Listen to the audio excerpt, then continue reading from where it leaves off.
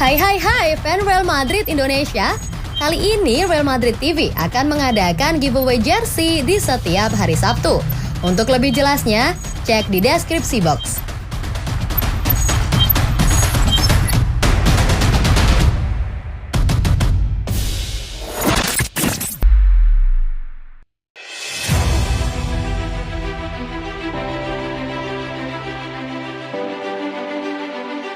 Alasan Karim Benzema selalu memakai perban di tangannya. Striker Real Madrid Karim Benzema memiliki penampilan khas dengan perban di tangannya saat berlaga. Perban di tangan Benzema itu lantas membuat banyak orang penasaran. Banyak fans yang mengaitkan perban di tangan Karim Benzema itu adalah sebuah tahayul atau jimat yang dipakai pemain berusia 33 tahun tersebut. Namun alasan yang sebenarnya bukan demikian.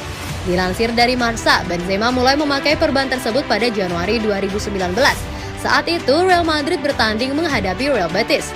Dalam laga itu, Benzema mengalami cedera karena bentrokan dengan bek lawan Marc Bartra. Striker berpaspor Prancis itu mengalami patah jari dan dia diberitahu untuk melakukan operasi. Efek dari operasi tersebut bakal membuat Benzema absen sekitar 2 bulan. Akan tetapi, Benzema dengan tegas menolak untuk melakukan operasi demi membantu Real Madrid yang kekurangan opsi di lini depan. Benzema pun menunda operasinya di akhir musim untuk jarinya yang patah.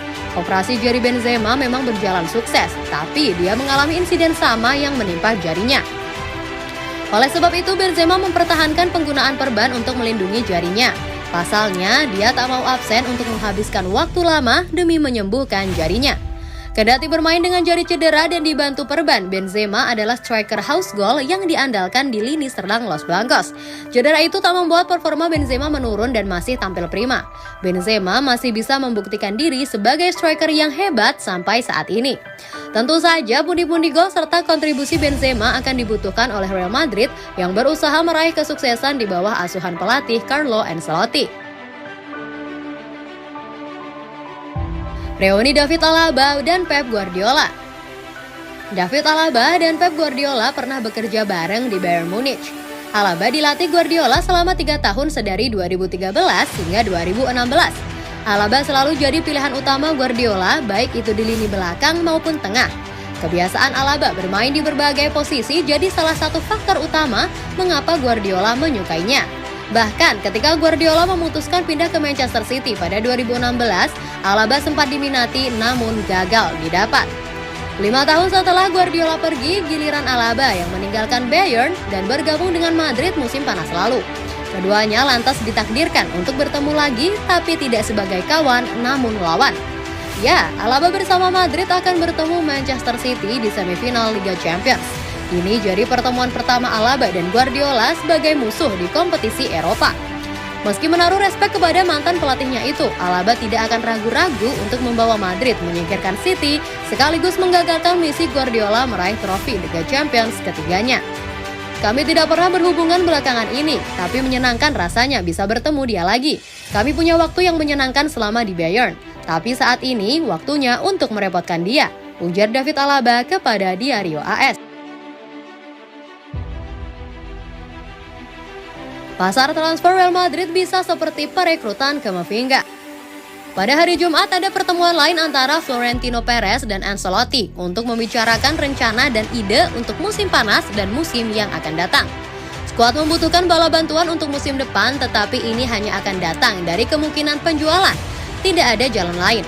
Upaya fokus pada apa yang semua orang anggap sebagai prioritas ofensif dengan Kylian Mbappe di tempat pertama dan Erling Haaland sebagai kemungkinan yang lebih jauh. Jika tidak ada penjualan, hampir tidak akan ada wajah baru.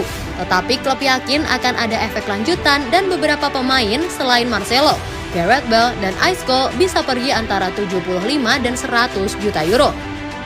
Dan itu bisa mendanai penanda tanganan pemain baru. Salah satu contoh terbaik di musim panas lalu dengan datangnya Eduardo Camavinga. Beberapa pertandingan terakhir telah menunjukkan hebatnya kualitas pemain seperti Karim Benzema, Vinicius Junior, dan potensi Camavinga, Rodrigo, Eder Militao, dan Fede Valverde.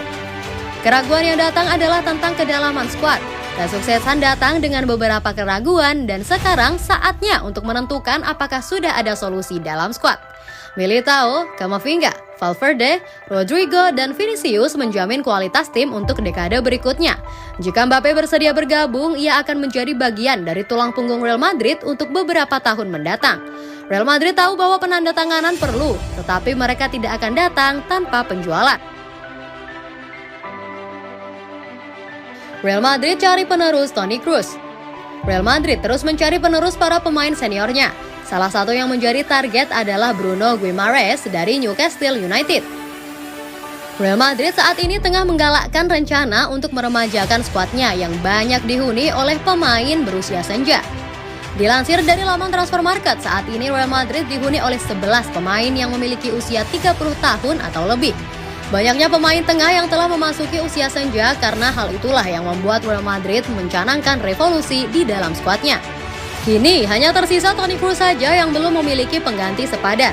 Hal tersebut memaksa Real Madrid untuk mencari pemain baru, dan pemain yang diincar untuk menggantikan Kroos adalah Bruno Guimaraes. Guimaraes merupakan gelandang milik Newcastle United yang baru didatangkan pada Januari 2022 lalu dari Olympique Lyon. Penampilannya yang apik dalam waktu singkat pun membuat Real Madrid berhasrat untuk memboyongnya ke Santiago Bernabeu. Dilansir dari Sport Witness, Real Madrid menunjukkan ketertarikannya kepada Guimaraes secara diam-diam. Los Blancos disebutkan terus memantau performa pemain asal Brasil itu. Meski tertarik, Real Madrid ternyata tak akan mendatangkan pemain berusia 24 tahun tersebut dalam waktu dekat atau musim panas 2022. Jika Guimaraes bisa terus tampil apik secara konsisten, kemungkinan besar Real Madrid akan melakukan pergerakan untuk memboyongnya pada Januari 2023.